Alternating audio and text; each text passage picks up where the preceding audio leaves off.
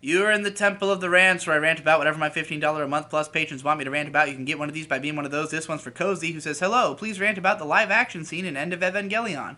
If you don't remember where it is, it comes right after Kamasutra Todd. A piano rendition of Bach plays over it. If you haven't rewatched End of Eva recently, please just rant about Asuka. I have rewatched it recently, and I went ahead and watched the live action segment because it's easily findable on YouTube.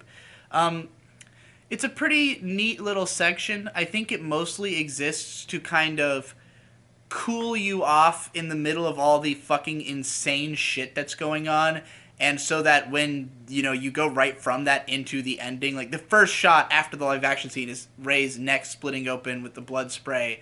So it's kind of like, in order to make it so the two different scenes of just insane apocalyptic imagery that are transpiring, to have like a harsh break between them that is so different that it allows each of them to have equal impact.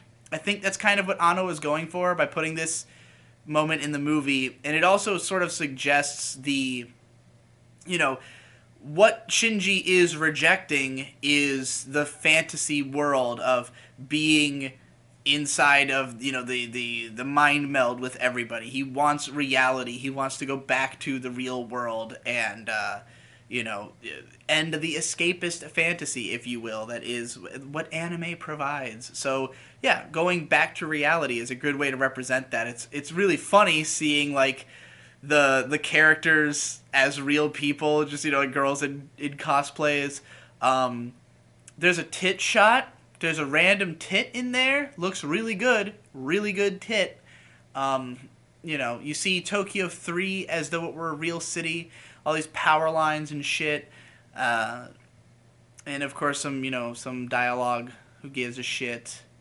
And then there's the shots of the theater, where it's showing like, I assume probably from a filming of the Death and Rebirth film, that like they probably had a camera in like whatever the first showing was and put that in the other movie.